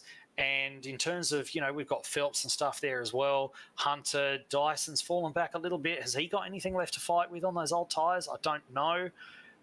We've got a few guys, a few newer blokes who are having really good runs. McLennan up there in P10, Freer in 11th. Jamie Budd, he hasn't been around that long either, and he's in 12th. Ahead of some really good names. So, yeah, there's a lot to watch. I'm not really sure where I'm going to watch as we come around to go green. So, certainly a lot to see. Yeah, do not blink. Don't want to blink on the restart for this action. You're going to miss a lot, I reckon. It's going to be a 6-lap run to the end of this race. Mitch Motorsport leading. Well, hopefully, yeah. Hopefully. I reckon we might even have another one yet. I reckon somebody is going to... There's enough hot heads out there and enough tempers and enough cars and enough desperation coming down to the end of the race that we might actually see another one yet. So let's hope it's not at the front and wipes out a whole bunch of guys, because all of these guys have driven themselves into really good spots. They deserve to be there, and I'd like to see a straight fight between these guys. But if we have to rack them, stack them again, well, look out. That's all I can say. Yeah, you kind of get that feeling we might see a green-white checker tonight. But we'll see how that pans out. The pace car will be looking at pulling into pit lane once more. As we've said so many times in ANZCAR history, it's a Mitch Motorsport 1-2 at the front. Josh Micklemore's going to be leading away at the moment as we get ready for the restart, of course, here on Locked On Lads TV. Head to Locked On Lads podcast for all the results and everything like that as we get underway once more here for the ANZCAR Thunder Series. Micklemore gets a good start, jumps up to the front with Hamish Gallagher. Those two getting away nicely. Kay Donnelly sort of on his own on the inside line at the moment. Yeah. So those Mitch guys organised that start really, really well between them. Hamish got a much better run off the outside lead than you'd normally expect a guy to get. Donnelly's been pinched down a little bit. Doesn't seem as though he's going to be able to make much of a shot at the leaders, at least not for now, but he has had some pretty good sustained pace as well, so we'll see what he's able to do once he gets himself together. But yeah, you've got Phelps in there as well and a couple of others, so but yeah, Micklemore leading away now, and as things stand, the Mitch guys have really got this to themselves, but both of these guys will want to win this. Of course, Micklemore, wants to win everything he does. 707's gone around, managed to save it on the grass. Very, very good from Freer to save that car. Bit of rallycross experience there. But we are still green. I was going to say, keep an eye out for Matty Ray. He's on those fresher tyres, and he is on an absolute charge. 27 positions gained in this race now, catching up to Daiso. Watch this save by Freer. Just absolute perfect. Very well done to save that from being a big wreck. Yeah, it's not bad, is it, this one? And just while we're here, Raymond Yeager, he's sitting there in the infield care centre, so might just grab him up for a quick chat and see what he's got to say. Raymond Yeager coming out of the infield care centre there, mate. You were looking so good. What happened? Yeah, I was running all right, and I sort of tagged the wall because I was running the outside in turn 1 and 2, and I just tagged the wall a bit, dropped a long way back. Then that caution came out, missed my pit bay, trying to get some tyres, dropped myself right to the back, and then just got involved in that wreck before, so yeah. Yeah, that's a shame, mate. But you've had a good start to the year. Really good speed across pretty much every race I've seen you in so far. So at least, even if the results haven't come, it's still encouraging signs. Yeah, it's been good so far. Like you said, a lot of speed in all the races. The results have been mixed. Didn't do too well in the 500, unfortunately, due to some other issues. And That's then, like. yeah. So let's not talk about that. Not talk about it. No, let's not talk about that. But yeah, and then obviously tonight, again, just I don't know what JCW was doing, not holding his brakes at all, but. It is what it is, and we'll move on and we'll try again next week. Absolutely, mate. Well, we'll see you then, and hopefully better things ahead. Yeah, cheers, mate. Thanks. Thank you. So Roman Jaeger there, unfortunately, out of this race. And just while we're talking to him there, we can see Hamish Gallagher really pulling up onto the rear bumper of his teammate. We did talk about how Hamish has really got his eyes on this championship. This is the highest level of ANZCAR that he's planning to run this year. So he's definitely got his eyes on this championship. To do that, he's going to want to get past the man who is probably going to be one of his main challenges for that title, Josh Mickelmore, who's leading away at the moment. Has he got enough with only one lap to go? No, we've just started lap 74, actually. Yeah, white flags will be out this time round. Can Kay Donnelly manage to sneak it past Skirley? Skirley just getting up there into P3 at the moment. Matty Ray was one of those drivers that came in for fresh tyres, and he's been on an absolute flurry. He's managed to make it up to P6. Can he get past Phelps on this last lap? He's going to have to do a lot to get there. I think Phelps is pretty safe unless we get something spectacular happening. White flag, last lap. If Gallagher's going to get this move done, he's got to do it right now. He's not going to get it done in 1 and 2. He's got 3 and 4 left to do it, but yeah, who knows? It doesn't look at the moment as though he's got anything for him. He's just a little bit too far back to try. Yeah, just struggling that little bit, and it looks like Mickelmore is holding off nicely. Can Donnelly make the move up to P3? He's trying his very best at the moment. Going to try for a run off the corner, but it is Josh Mickelmore in the lead for Mitch Motorsport. He's going to come across the line and take the win for the Thunder Series. Hamish Gallagher comes home second. Michael Skurlock in third. Kate Donnelly for fifth for Ruben Phelps. Sixth for Matty Ray. 7 for Lachlan Oakley. James Glasspool in P8 for debut. Very well done. P9 for Daiso. And Tristan Koch back in P10. A very nice run for him. Yeah, we haven't spoken too much about Tristan tonight, have we? But he's just made a sneaky run up there into the top 10, so he's done all right. Who else is notable up there? Steve McLennan, Irma Cora, rookies, of course, coming home, top 15 finishes for both of them. Jamie Budd, 29 positions gained this race. Yeah, he's done all right, and a few guys will probably be a bit disappointed. Stephen Williams and Dave Douglas down there. Sort of at the back end of the 30s. Steve Hoppett, you know, he's sort of 31st. I don't think he made the end of the... Oh, no, he probably did, but he was a few laps down. Tom Freer with that late wreck, unfortunately, has put him out. So JCW, Roman Jaeger, Jaden Russell, you know, he had such a good run tonight. And Luke Trahere, it's another guy that we see up the front quite often. And yeah, it's so a bit of a mixed bag. Of course, some favourites going out and some unseen drivers perhaps coming up and having a really good night. So yeah, nice mixed bag, nice interesting race, that one, I think. Yeah, fantastic racing. When we had it, couple of cautions there, unfortunately, and a couple of big accidents that did take out some of those big names. But that is always the risk you take at these high-speed tracks. It's very easy for a mistake to happen. But Mickelmore celebrating in style their well-deserved victory. First one of the season in ANZCAR for Josh Mickelmore. And we expect to see a few more from the old Mitch Motorsport team. They tend to do well. Yeah, they certainly do. They'll be wanting, I mean, they're one of the top teams, aren't they? But, you know, it's almost a cliche to say that the competition gets stronger every year. You know, we've got Synergy in there now who've been, you know, really made a good step forward. We've got guys like DPR, you know, committing more seriously to it as well. And then, of course, you've got Mitch, who's been around for a long, long time. You've got, of course, Mike and Natari, who tend to actually run quite well as well. So yeah, I mean, there's a lot of that's one of the beauties of ANZCAR in particular is you get so many winners across a season. I think in the Cup Series last year we had 13 or 14 winners across the 36 races, and even though we run shorter series for these lower series, they run to the same format. Like, getting multiple wins across the season is actually really hard, even for the very top guys. So, I hope to see a lot more diversity at the front of the field across this season, much as we saw last, and I'm sure we will, because the quality just keeps going up and up and up. And of course, with the ANZCAR Open Garage in effect now as well, guys have got the ability to sort of see what it is that separates the good guys, the very top guys, from them, and then try to mimic that as well. So they're able to really find out where they're running short and bring themselves to the front of the pack as well. And it's just going to lead to more and more and more and more competition up the front. And the racing's just going to go, once people learn to utilize that resource, it's just going to lead to a huge front pack where any one of 15 to 20 guys could win every race. So yeah, it's going to be a good year.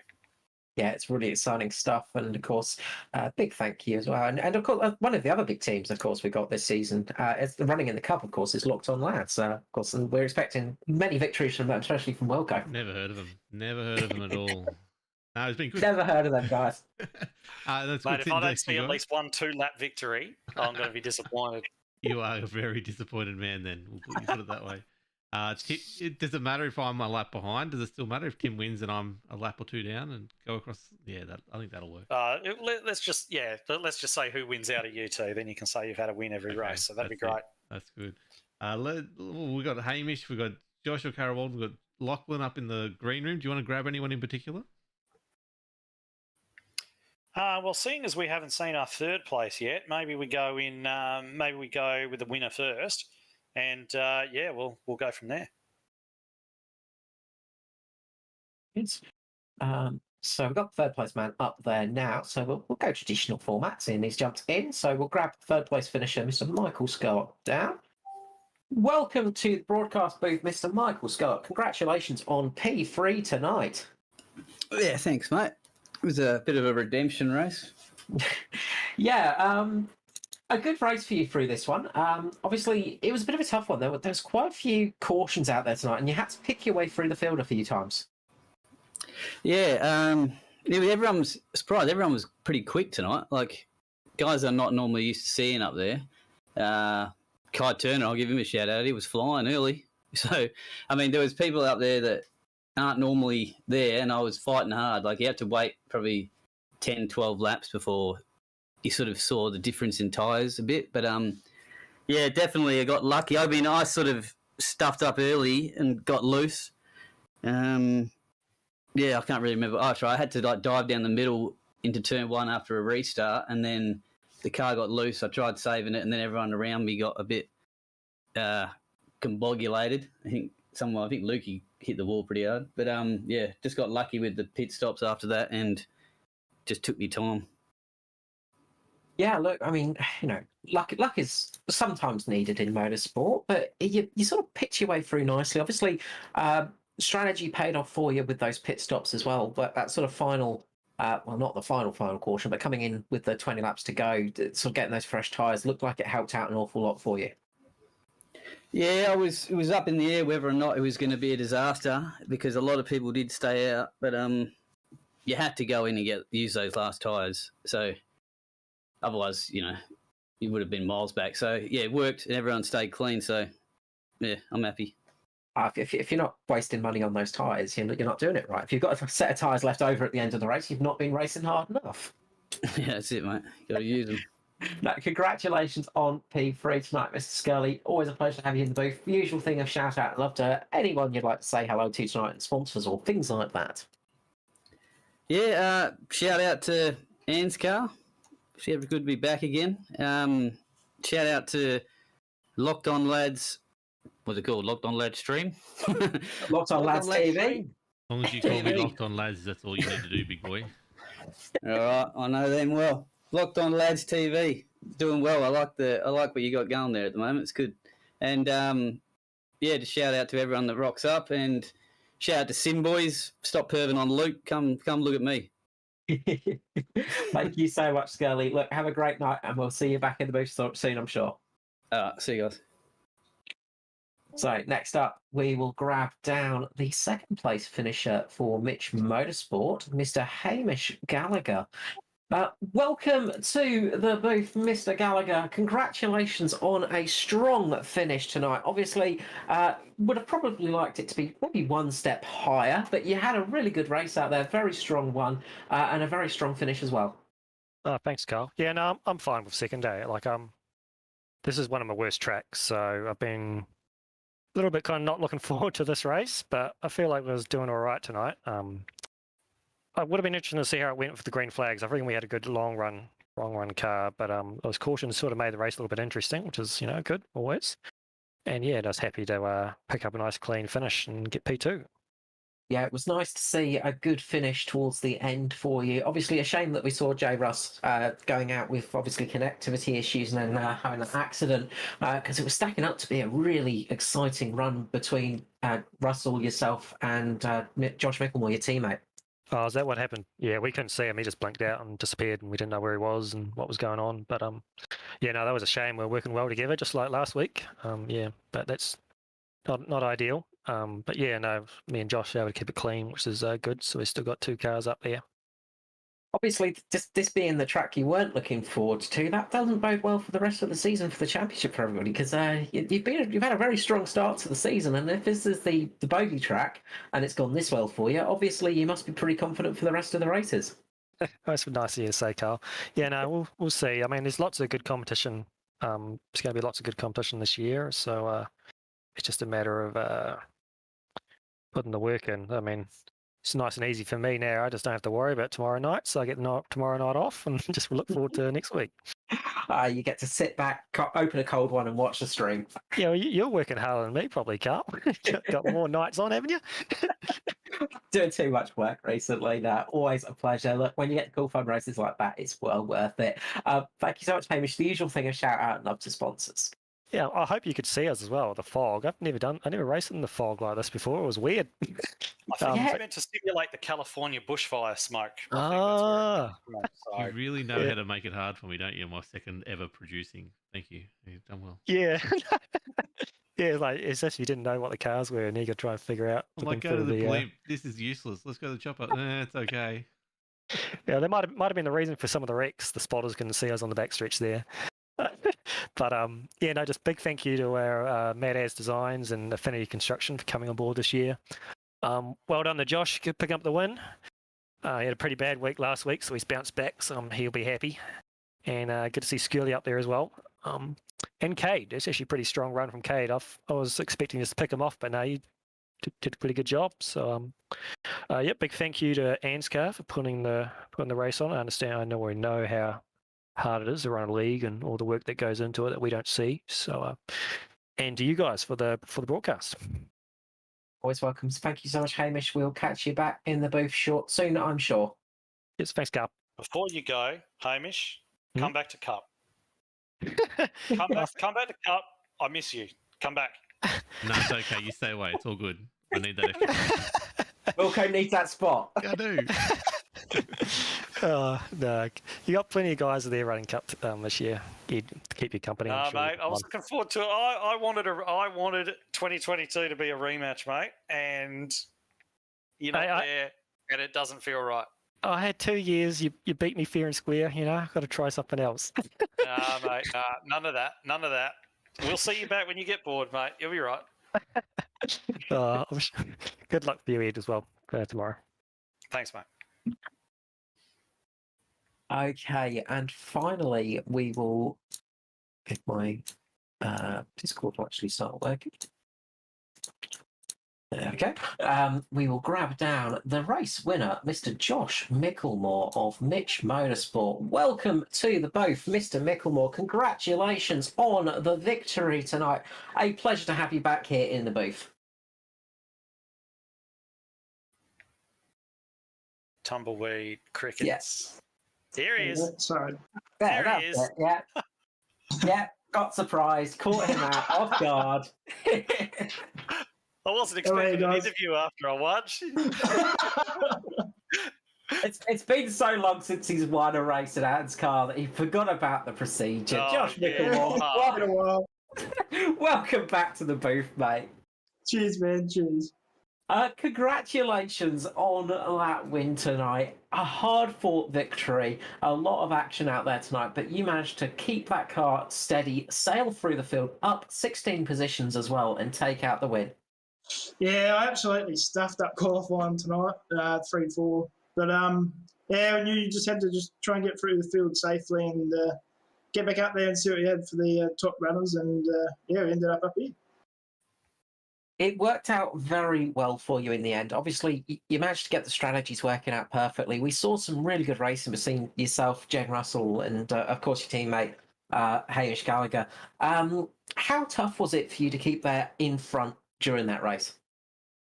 It wasn't too bad, to be honest with you. I think I've found something in this package as well. So I think that definitely helped tonight. So, but yeah, no, it felt pretty good to get to the other cars. Hamish has been very, very strong lately, and to finish in front of him is a pretty big thing at the moment, and we're able to do that tonight. So, yeah, pretty happy. Beating Hamish in an Xfinity car is a very hard thing to do at the moment, and you've managed to do that, so that's always a nice thing. And they always say the most important person to beat is your teammate, of course, and you've done it tonight. Yeah, like I said, he's been very, very quick in this car, and last year taking out both the championships. He's the one to beat in this series, in my opinion. So, yeah, we'll see what we can do. Congratulations. Obviously, working your way through the field in those early stages, we saw it was a little bit dicey out there. Did you have any sort of moments where you had to take a big, deep inhalation of breath? Yeah, I did a couple of times. There's a few cars that were a bit twitchy in front of me, or getting loose, coming off and whatnot. But, yeah, I knew what we had to do. We just had to try and keep the car clean as best we can and move through the field without, picking up damage and whatnot, and just getting up there. Congratulations on the win, Josh. It's always a pleasure to have you up here in the booth, and it's always nice to get you up in that top spot as well. Before I let you go, though, the usual thing of shout out and love to sponsors. I actually do have a question for Josh before we go on to that. Right before Jaden's disconnect, we were having a bit of a chat up here about how you guys sort of know each other quite well, and the assumption is that you would have potentially given Jaden some advice on how to get around, transitioning from the dirt that he normally does to the paved ovals and so on. And there was a point in the race where you looked down at his inside and he absolutely just sliced your nose off. How close was that? Because it looked really close from where we were sat. Yeah, I thought he might have done that. That's why I sort of didn't go any further. I sort of, I had it there, but I wasn't going to. I knew what I had to do, so I was just taking my time, sort of thing, with him. And yeah, if he wanted to take it, I just gave him that little bit. But yeah, like you said, I sort of worked with Jaden last year, helped him get through the ranks as well as Hobbo. And because I'm sort of teammates with him in the dirt stuff. So, he's coming along good. And it's been unfortunate tonight what happened to him because he was really on it as well tonight. And we're having a lot of fun there. Yeah, he was looking really good, and it disappointed us all when he dropped out because it was looking like he was just going to be an extra factor there in the battle for the lead. But no, it was quite funny. We were sitting there talking about how you probably helped him out a little bit, giving him a bit of advice, bring him along, and he just repays that by just slicing the nose of the car off. And then unfortunately we didn't get to see that battle play out because he had that disconnect. But a bit unfortunate for him, but obviously turned out well for yourself. So on to the next one, I guess. Yeah, it was all good, man. It's just good, hard, close racing, mate. That's what we want up here. So that's all good. So shout out and love to sponsors. Yeah, just well done to Hamish tonight. Another 1-2 for us, Mitch Motorsport boys. Affinity Constructions Australia for jumping on board with us this year, and Mad-As Designs for giving us our killer paint schemes this year. And you guys at ANZCAR for everything you guys do, and with all the streaming and stuff, Wilco as well, Carl, all of you guys. Without all of you guys putting as much work in as you guys do, none of this would be happening, so I appreciate it, guys. And that's about it. Always welcome. Thank you so much, Josh. I'm sure we'll catch you back in the booth soon. Yeah, hopefully tomorrow night if I make the race. Good luck, mate. No worries. Yeah. Wonderful. So that is another Thunder race over and done with. Final thoughts on this race, Ed? I liked it. I really thought it was a good night's entertainment, even from a neutral perspective. We saw so many different strategies, guys trying 2 tyres, 4 tyres, no tyres. We saw, obviously, my boys out the front there, the Natari boys, led a little bit when they decided to gamble on the pit stops. Donnelly, I thought, was really, he was one of the highlights of the night, the way that he was took that risky strategy and then used it to the best effect that he could and came away with a really good 4th position finish. Could have been 3rd if things were slightly different. I suppose the real story of the night would be, or the story of the season so far, is probably the way that Gallagher's really just put down that marker quite early in terms of what he expects to achieve in this series. And I would have really loved to see what Russell could have done. And if he's able to carry that form forward, I think it'll be a really good season between potentially Jaden being able to insert himself into that lead battle as well. And of course, we've got guys like Dave Douglas that had rough nights tonight, but he can be really quick in these cars as well. So I guess my one main takeaway from this race, other than it being a really good race, is the fact that there's these little stories beginning to develop, which we're going to get to see play out across the whole rest of the season. And it's going to be enthralling to not just watching that battle at the front, but hearing everything that's sort of happening behind, the guys, the comers and goers, not just throughout each race, but throughout the season, and the little stories that are going to develop then and there as well. So if anything, I would say that this race is a good sign of things to come, is my takeaway. Absolutely. The Xfinity series is looking like one heck of a series to come for the rest of the season. And for you, Wilco, what was your thoughts on that one? I really enjoyed seeing a lot of new faces in that mid-pack and popping their head up into that top 10 for a while there as well. Obviously, Micklemore, Gallagher, Donnelly, Russell, Phelps, those type of names are going to be always up the front, but it was good to see a couple of those other guys getting up there for sure. And, well, lots of incidents, but yeah, bringing that tactics into play very well with, like you said, different pit stop strategies and stuff like that was really good. We were robbed. Obviously, Russell was going to really put it to the end, and that was a shame, but very much a very good season ahead. We're only 2 into 12 for season 1 of 2022, and we're going to be. I'm very excited to see how this goes and develops from a different angle from in the broadcast stand chair and watch it go forward. But yeah, not names like Greg Spencer and well, even Brad Faley and Jamie Bard and those type of things. James Glasspool, obviously we talked about him a lot, but it's going to be these sort of names when they see where they pop up during the field during the rest of the season. Is going to be very interesting. Absolutely. And what have we got looking forward to for the upcoming week for Locked On Lads and Locked On iRacing? Locked On iRacing podcast will release tomorrow. It should release today, but I've been a bit busy. We've recorded it already, so we had a very long discussion about the Daytona 500. Obviously, me and Tim Cornt were on there, so we explained to McKellar blow by blow, I think every lap in the 200 lap race, and explained everything to him. And there's about probably a 45-minute chat there just about the Daytona 500, which is really good. We touched on a few bits of news and things like that.